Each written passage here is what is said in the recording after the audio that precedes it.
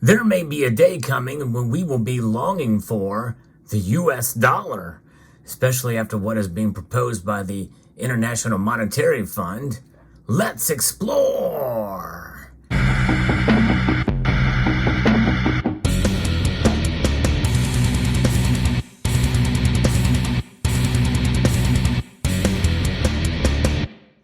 Yeah, they want a global central bank digital currency. I kid you not. They are actively talking about it. I'm going to be referencing an article here from dailyfetch.com. And we know what the answer to all this is, because inevitably that's kind of where it's going to go if things continue on the pace that they are now. The fact that they're talking about it and actively pursuing it is something that should scare us all. And this is why we hold on to gold and silver, because it's independent of all of that.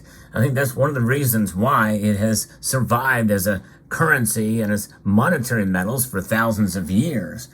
But the managing director of the IMF is quoted as saying they're actively working on a central bank digital currency. This is Kristalina Georgieva, the managing director of the International Monetary Fund, during a presentation in Morocco, that they are working hard on the concept of a global central bank digital currency platform. In simpler terms, the IMF is working to bring in a one world currency. Yeah, that's biblical. That's essentially what has been prophesied for many, many years in the Bible. Declaring the central bank digital currencies need to be interoperable between countries, Georgieva said, if we're to be successful, CBDCs could not be fragmented national propositions. Boy, with a talk like that, I tell you what else do you need to make it any more clear as to what their intentions are? To have transactions more efficient and fair, we need systems that connect countries, Georgieva continued, as if they're not connected now. I mean, look at the SWIFT services. Look at things like, the dollar being the top world reserve currency. Many people think that, for all intents and purposes, that the dollar itself is kind of the one world currency. It's a dominating currency for sure. And that could be the angle that she's speaking about. She's a regular attender of the World Economic Forum and other things. And so likely a lot of these people they're kind of down on what the nation was founded upon, our nation here in the United States, and nationalism in general. But nonetheless, this is something that she's talking about interoperability, as if that's not already here. I think those are just excuses. According to the IMF, global digital currencies would give more people access to financial services and bring the cost down. Oh boy, yeah, I tell you. And that is the situation. They're going to bring all of the benefits out on front. And it's going to seem like a good thing for a couple of years, and maybe even up to a half or even more of a generation, to where it'll be so entrenched that and the benefits will be so obvious and appreciated by all, that what could go wrong? Well, a lot could go wrong, and a lot will go wrong. The very fact that this is even being mentioned and the feasibility working with it digitally makes it far more likely to happen than if it were to be under the old system, or the system that we're at now. And keep in mind, folks, we are literally days away now from the implementation of what's called FedNow, which is essentially the rail system and the foundation of a central bank digital currency, which I believe will be coming here in the United States sooner rather than later. And it may come through piecemeal legislation, which is exactly some of the way that the major parts of the Federal Reserve System came into being. In other words, the Federal Reserve Act of 1913 was relatively innocuous, but as time went on, and with other pieces of legislation, it gave the Federal Reserve much more teeth and power than was far imagined by even some of those who were hoodwinked into it from the beginning. Think of it as like the Patriot Act on steroids, is with regards to finances. That's what a central bank digital currency will be. Nonetheless, don't take my word for it. Let's hear the words from the lady herself, the managing director Kristalina Georgieva. That if we are to be successful, CBDCs could not be fragmented national propositions. To have transactions more efficient and fairer, we need systems that connect countries. In other words, we need interoperability. And for this reason, at the IMF, we are working hard on the concept of a global CBDC platform to trade and to manage risks. And my colleague, Tobias Adrian, will talk more about it later. Now, I don't know if you caught it due to her heavy accent. It is to track and manage risks. And that is something to consider. Track and manage risk. And whose risk are they going to be managing? And who are they going to be tracking? Along her is a portrait of the, President of Morocco. And then there's a flag there, the Moroccan flag, which is an upside down pentagram. But that's another side story, but it's kind of interesting. It's a red and black flag. And if you were to turn that star upside down, you would have a pentagram with a red background. That's kind of ironic turn of events there. The symbology is not lost on me, and maybe would not be on you either. But this is just it. What they're talking about here. The global body added that the CBDC can provide this more efficient and resilient payment systems, and can be a cheaper way and a quicker way to do cross-border payments, to pass remittances, and also simplify other transfers. Again, touting it as some sort of great benefit to all of mankind, especially if it's done globally. Critics warn that a global digital currency in the hands of global elites and entities like the IMF could usher in a techno-communist dystopia. Yes, I would say it'd probably go even further than that, allowing everything people purchase to be tracked and linked to a CCP-style social credit score system. Already, the Communist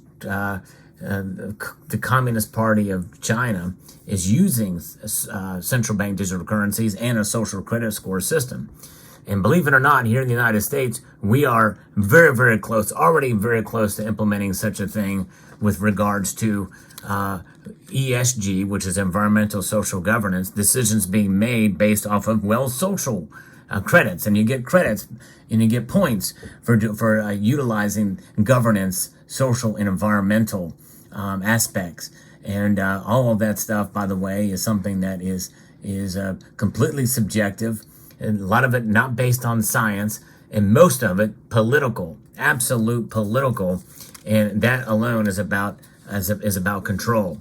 And under the social aspect, the umbrella of the social in ESG lies diversity, equity, and inclusion. That's DEI, all code words that sound very, very good, but are actually segregationist, and essentially, I hate to say it, but that's really what a lot of it is. Has become anti-white, right? And that is really scary. We fought, the civil rights movement was about bringing people together of all races under the banner of equality and fair treatment, based off of the merits of the individual for employment and for elections and that type of thing.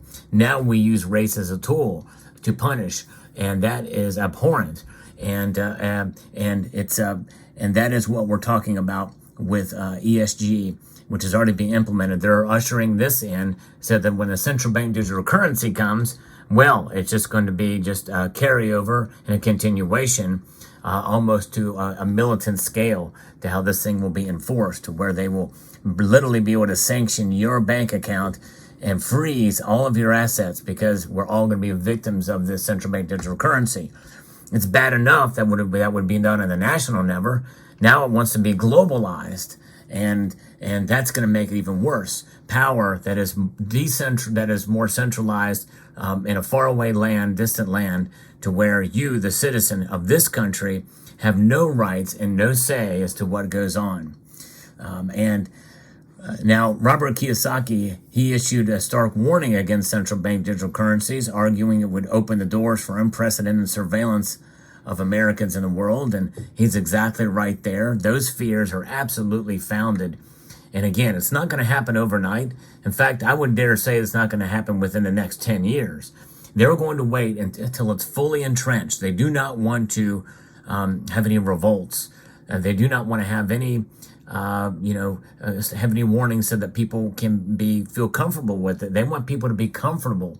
Like I've mentioned in the past about the frog, in a pot of water that when it jumps in, maybe just slightly cool, then it becomes warm, lukewarm, and then it warms up a little bit to where it feels good. It feels really good. Man, this feels a little bit too warm for my liking, but I'm too lazy to get out. It's just a little bit too warm, so the frog stays in the pot of very warm water. And then by the time it heats up to the point where this is scalding, it's too late. Frog is already cooked, and that's it. That's all that's done. But nonetheless, this is where we are, and this is the state that we're in. This is literally being openly proposed, an actual global currency, and in the form of a central bank digital currency. So it does replicate George Orwell's dystopian society depicted in 1984. Big Brother will be constantly monitoring our financial activity, and this is precisely the problem with central bank digital currency. He's right there as well, too. And, we should all be nervous. And this is not based off of whether or not you're a liberal or a conservative. This should scare all of us, because no matter what political party or despot is in power, no matter what their political persuasion is, it should scare all of us, because it can be weaponized against us no matter our views. And so you give the government that much more power, and especially a global government, all bets are off. That's all that you have no say, and you will be a victim, and you will become a slave, an actual slave to the system from which we would be a part. And so you don't want them to monitor your every transaction or be privy to your spending habits. It is a violation of privacy, and people argue about privacy in the Constitution, but regardless, I still think privacy should be honored. And they don't know, they should have really no business in how we spend our money. And but this is the world we're living in to a many degree right now.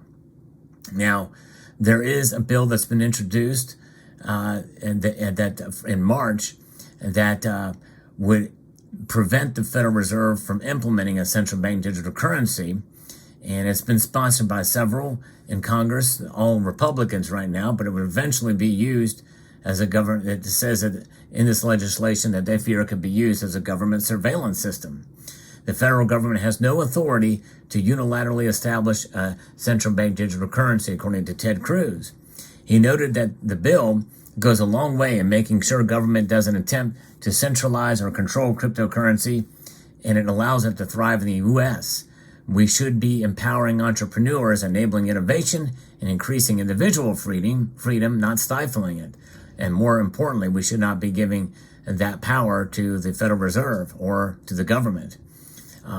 There's another bill as well that's been introduced by Republican Tom Emmer from a representative in the House from preventing the Federal Reserve from introducing CBDCs. They're promoted as helping create financial freedom. Critics warn that such a system would only empower the state, and those critics would be correct. So let me know what your thoughts are. This is a very important video, I think, and I hope you will take the time to share this, because I think this message needs to get out to as many people as possible as to what's being openly talked about here. I hope you found this video insightful, educational, and informative. I'd like to extend a multitude of gratitude to you all for taking the time to watch, and to encourage you to please rate, share, comment, and subscribe.